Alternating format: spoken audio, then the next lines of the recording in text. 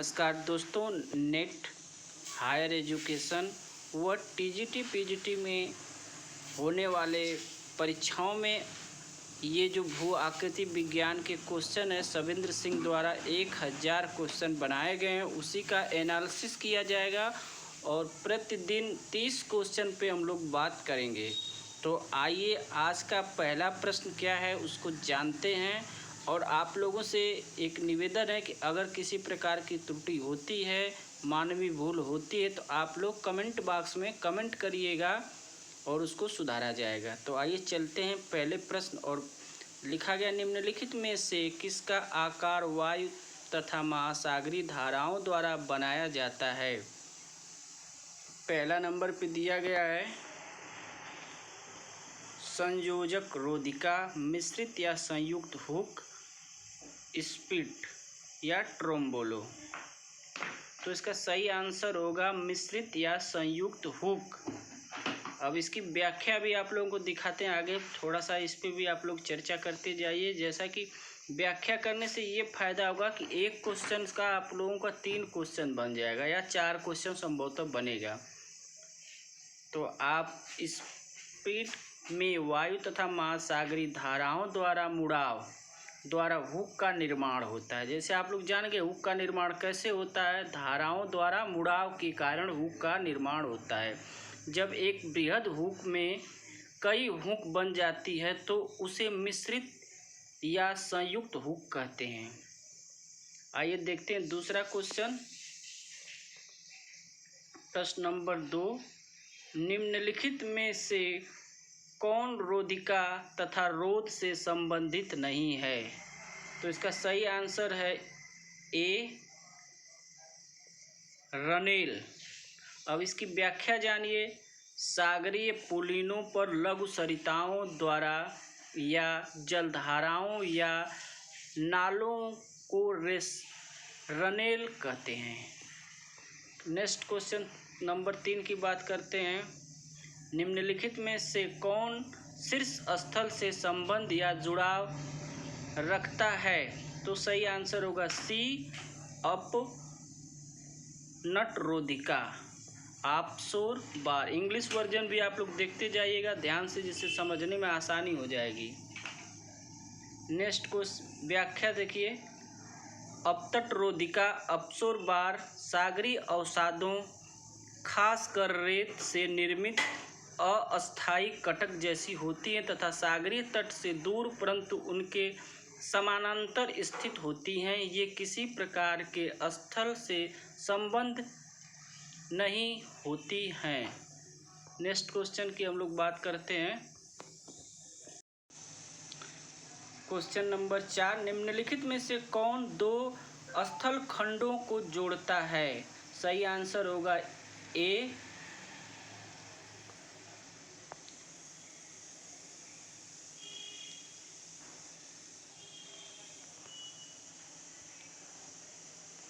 टोम्बोलो। टोम्बोलो एक प्रकार की रोधिका बार होती है जो मुख्य स्थली भाग को द्वीप से जोड़ती या जोड़ता है या 2 द्वीपों को जोड़ता है। नेक्स्ट क्वेश्चन की बात करते हैं, क्वेश्चन नंबर 5, निम्नलिखित झीलों में से कौन विश्व की सबसे नवागम्य झील है। तो इसका सही आंसर होगा ए टिटिकाका झील। अब टिटिकाका झील कहाँ स्थित है इसको आप लोग जानिए, दक्षिणी अमेरिका में बोलिविया पेरू की सीमा पर एंडीज पर्वत 3810 मीटर की ऊंचाई पर स्थित है। टिटिकाका झील विश्व की सर्वोच्च नवगम्य झील है। तो अब नेक्स्ट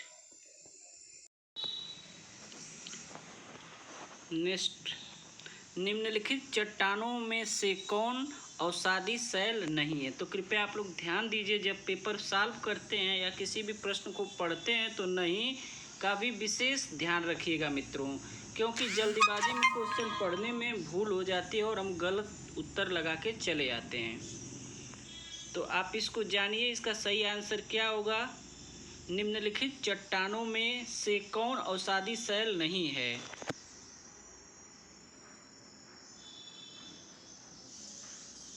तो जैसा कि सही उत्तर पे हमने ट्रिक लगा दिया और इसको सी जो है सही है। नेक्स्ट क्वेश्चन की बात करते हैं। व्याख्या निस आग्नेय शैल है। जैसा कि आप लोग जानते हैं निस आग्नेय शैल है। निम्नलिखित में से कौन उत्तराखंड की सबसे गहरी झील है? तो आपसे झील पूछा गया है, जैसा कि क्वेश्चन बनाया गया है कौन सा गहरी झील है, तो आप बताइए सबसे गहरी झील जो है। क्वेश्चन नंबर 4, नौकुचिया ताल जो है वो उत्तराखंड की सबसे गहरी झील है।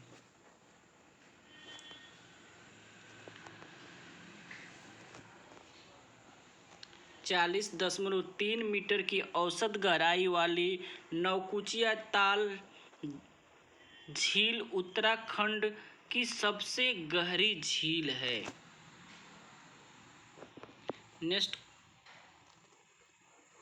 वहीं दूसरा क्वेश्चन जो निम्नलिखित में से कौन उत्तराखंड की सबसे बड़ी झील है? अब ये बड़ी झील पूछा गया है तो सही आंसर होगा भीमताल। 47.8 हेक्टेयर क्षेत्रफल वाली भीमताल झील उत्तराखंड की सबसे बड़ी झील है। बहुत चर्चित क्वेश्चन है, ये बार बार एग्जामों में पूछा जाता है, तो आप लोग इसे विशेष ध्यान रखकर याद करेंगे। निम्नलिखित में से किसने पैनप्लेशन की संकल्पना किया? तो इसका सही आंसर जो है वो है डी,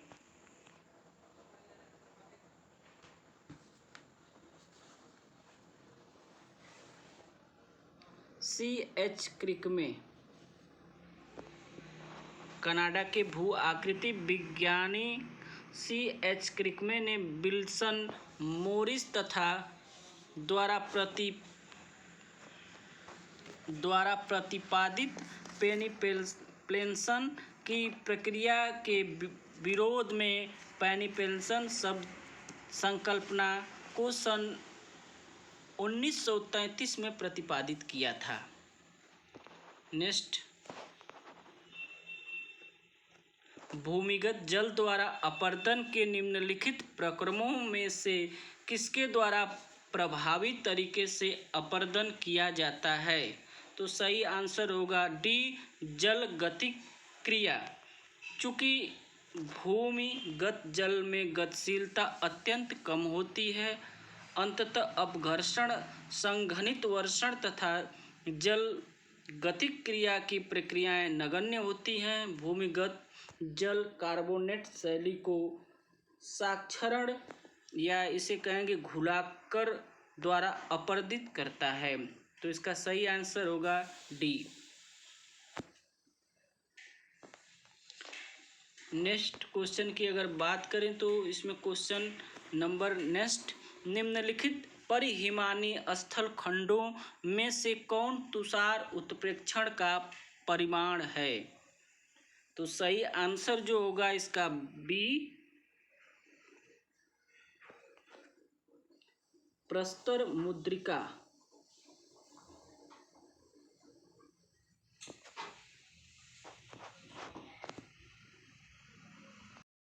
पिछले क्वेश्चन की व्याख्या, तुषार उत्प्रेक्षण द्वारा भूसतह के नीचे से कंकड़ पत्थर समूह सतह पर आ जाते हैं तथा समतल सतह पर गोल मुद्रिका के आकार में अपने आप को सज जाते हैं। क्वेश्चन नंबर 12 की अगर बात करें तो निम्नलिखित में से किसने प्रसिद्ध पुस्तक द अनस्टेबल अर्थ की रचना की थी? तो सही आंसर इसका जो है वो J.A. स्टीवर्ट। ये ब्रिटिश के भूगोलवेत्ता थे। कैम्ब्रिज विश्वविद्यालय में ये प्रोफेसर रहे। अल्बर्ट स्टीवर्ट 1899 1987 में प्रसिद्ध पुस्तक ये जो है इनकी रचना रही।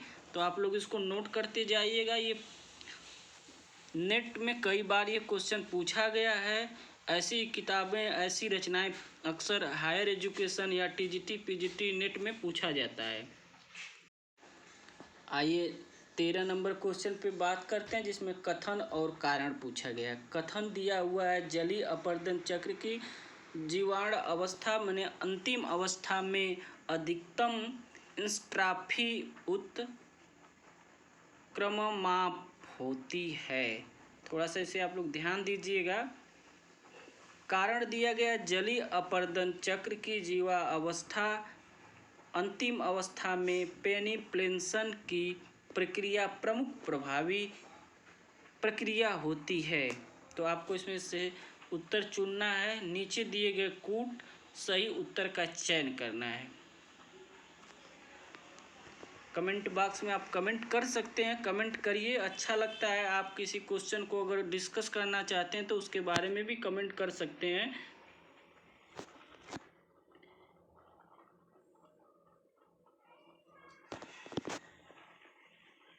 तो इसका सही आंसर जो है वो ए है।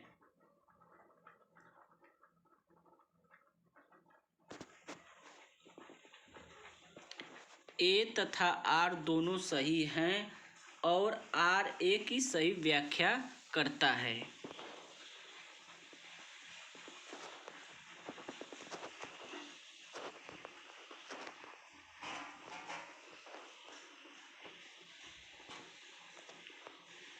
नेक्स्ट क्वेश्चन नंबर 14 की बात करते हैं हम लोग।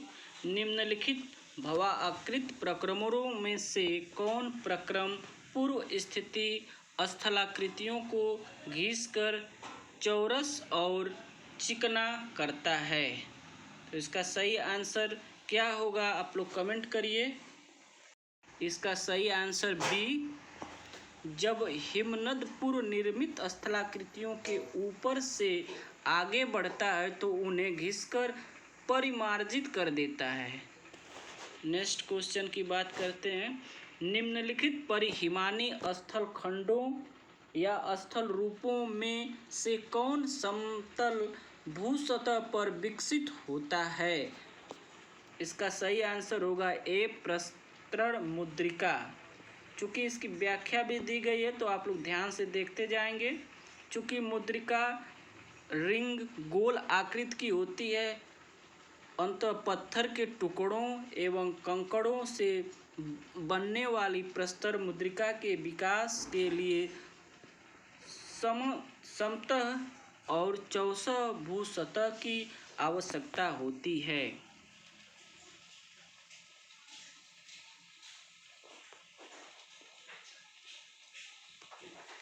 निम्नलिखित में से कौन अमेरिकी भू आकृति विज्ञानी माने भू आकृतिक वैज्ञानिक नहीं था या नहीं थे? तो इसमें आपको दिया गया, आपको सही आंसर चुनना है। देखिए 4 विकल्प दिए गए हैं तो सही आंसर होगा डी ए कैलियू। ये अमेरिका के नहीं बल्कि ये फ्रांसीसी भू वैज्ञानिक थे। ये जलवायु विज्ञान पर इनकी एक संकल्पना दिए थे।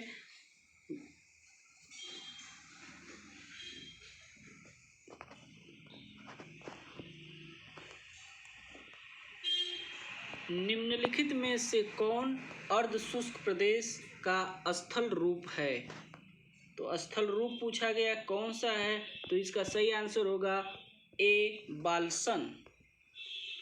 अर्धशुष्क एवं शुष्क उष्ण मरुस्थलों में पर्वतों से घिरी बेसिन को प्लाया या बाल्सन कहते हैं। अधिक लवण वाली प्लाया या बाल्सन को सैलिनास कहते हैं। प्लाया को अरब के रेगिस्तान में खबारी तथा सहारा में सप्ट कहते हैं। तो जो लोग नेट की परीक्षा के लिए तैयारी कर रहे हैं उस इस क्वेश्चन को रिपीट करके देखेंगे, इसकी व्याख्या पढ़ेंगे। बहुत ही इम्पोर्टेंट क्वेश्चन है।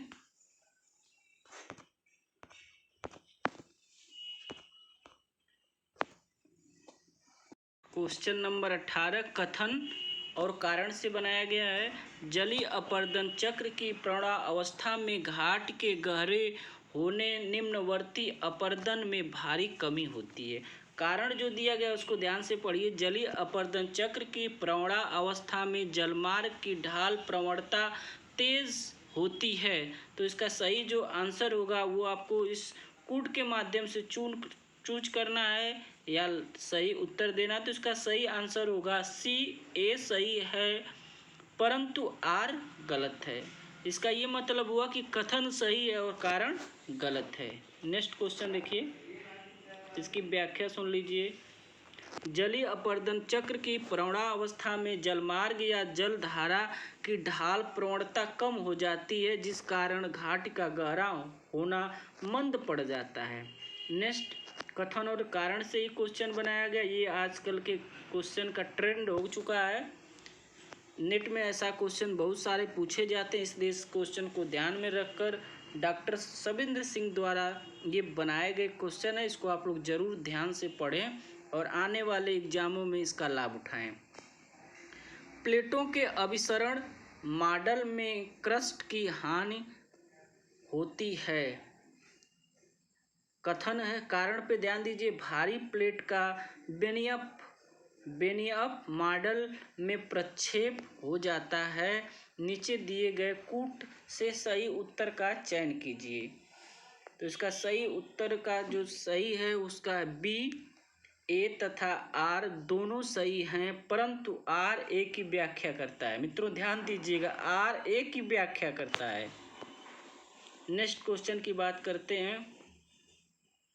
आइए इसकी व्याख्या जान लिए। जब बेनियप मॉडल अर्थात अभिसरण मॉडल में अधिक घनत्व वाले भारी प्लेट का अपेक्षाकृत कम घनत्व वाले हल्के प्लेट के नीचे क्षेपण हो जाता है, तो भारी प्लेट का क्षेपित भाग मेंटिल में चला जाता है। इस तरह क्रस्ट की क्षति हो जाती है। निम्नलिखित स्थल रूपों में से कौन भ्रंशित संरचना पर विकसित उच्चावच प्रतिलोम का प्रतिफल है? तो सही उत्तर इसका क्या होगा? अविनितीय कटक। 4 ऑप्शन दिए गए हैं, सही ऑप्शन अविनितीय कटन। पिछले क्वेश्चन की व्याख्या सुन लीजिए। अविनितीय कटक का निर्माण बलित संरचना पर अपरदन के बाद उच्चावच प्रतिलोपन के कारण होता है। नेक्स्ट क्वेश्चन, निम्नलिखित में से किसने पेडीमेंट के निर्माण में चादरी बाड़ अपरदन सिद्धांत का प्रतिपादन किया? 4 ऑप्शन दिया गया है, तो इसका सही आंसर आप लोग चुनिए। सही जो उत्तर है उसको आप लोग ट्रिक करिए। सही उत्तर है WJ मैकेंगी।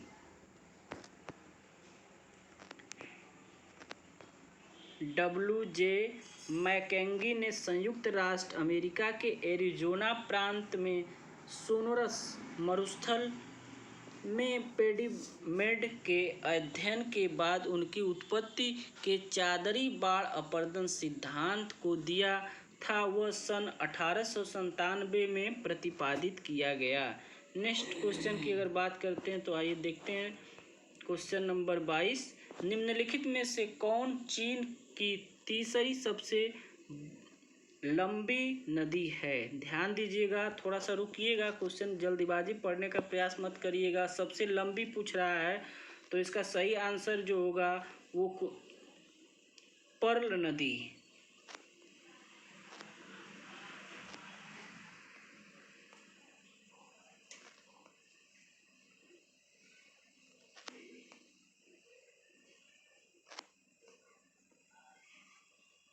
सबसे लंबी नदी जो है वो पर्ल है। नेक्स्ट क्वेश्चन नंबर 23, निम्नलिखित में से किसने जुड़ाव अथवा दोहरे क्लेवेस्ट्रा की संकल्पना का प्रतिपादन किया? तो सही आंसर होगा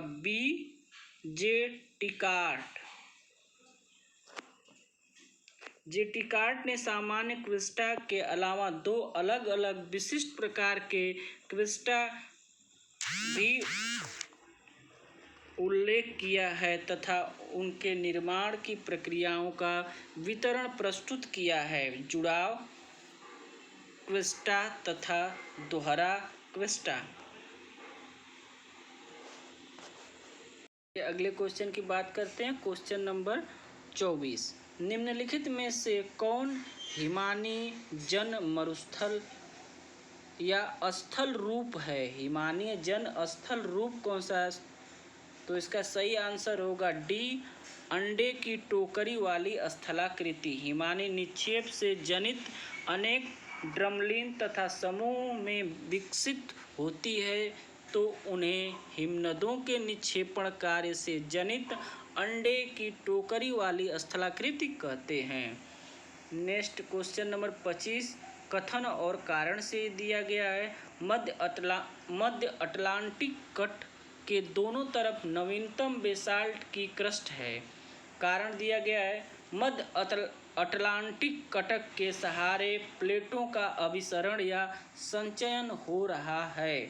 तो इसका सही आंसर आप लोगों को देना है कूट के माध्यम से। इसका सही आंसर जो है ए सही है, परंतु आर गलत है। कथन सही है लेकिन कारण जो है वो गलत है। कारण पे थोड़ा सा ध्यान दीजिए। मध्य अटलांटिक कह रहा है, मध्य अटलांटिक कटक के सहारे प्लेटों का अभिसरणीय संचलन हो रहा है, तो ये कारण जो है गलत है और कथन सही है। इसकी व्याख्या भी सुनते चलिए आप लोग। मध्य अटलांटिक कटक के सहारे प्लेटों का अपसरण हो रहा है, जिसके कारण रूपांतरण भ्रंशों का निर्माण होता है। परिणाम स्वरूप नीचे से मैग्मा बेसाल्ट लावा के रूप में ऊपर आता है और विपरीत दिशाओं में जाते हुए सागरी क्रस्ट के प्लेटों के पृष्ठ भागों में जमा हो जाते हैं और नदीय बेसाल्टिक क्रस्ट का निर्माण हो जाता है। क्वेश्चन नंबर 26 देखिए।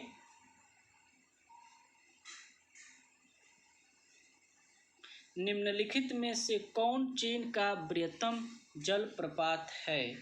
ये चीन की प्रपात की बात किया जा रहा है। सबसे बृहत्तम कौन सा है? तो इसका सही आंसर होगा बी, हुआ सू प्रपात।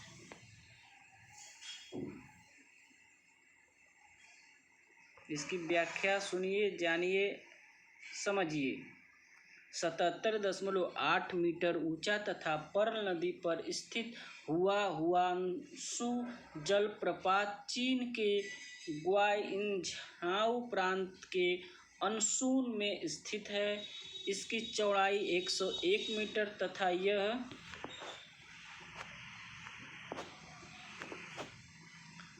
यह सागर तल से 903 मीटर की ऊंचाई पर स्थित है। यह चीन का सबसे बड़ा जलप्रपात है। चीन का सबसे बड़ा जलप्रपात। क्वेश्चन नंबर 27 कथन और कारण का है।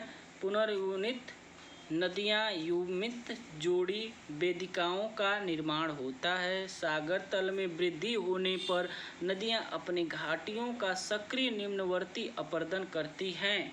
तो इसका सही उत्तर होगा सी, ए गलत है परंतु आर सही है। सागर तल में वृद्धि होने पर नदियों द्वारा निम्नवर्ती अपरदन द्वारा घाटियों को गहरा करने का कार्य रुक जाता है। क्वेश्चन नंबर 28 की बात करते हैं। निम्नलिखित झीलों में से किसकी लवणता सबसे अधिक है?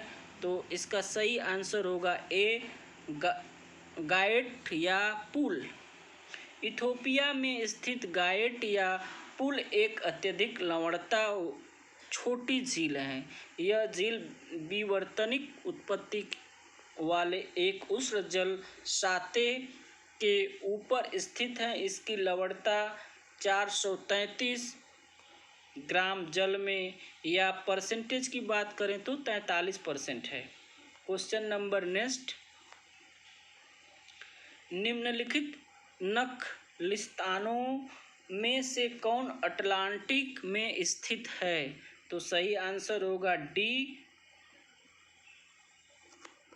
और ये नेट के लिए और हायर के लिए क्वेश्चन आप लोगों को मैं रोज़ 30 क्वेश्चन की वीडियो बनाऊंगा मित्रों, क्योंकि बहुत ज़्यादा वीडियो अगर बना दिया जाए तो लोग पढ़ने या इसको अपलोड करने में प्रॉब्लम होती है, तो आप लोगों को ये वीडियो कैसी लगी, आने वाले एग्जामों में ये आप लोगों के लिए लाभदायक रहेगी। ये भौतिक भूगोल पर आधारित प्रश्न है और मेरा पूरा प्रयास है कि आप लोगों को 1000 क्वेश्चन या यूं कहें 1000 MCQ व्याख्यात्मक उत्तर सहित बताने का प्रयास करूंगा। और मेरे द्वारा इसमें अगर कोई त्रुटि हुई होगी, मानवीय गलती हुई होगी, तो उसे आप कमेंट बॉक्स में कमेंट करिएगा। आज के लिए बस इतना ही। शुभ रात्रि।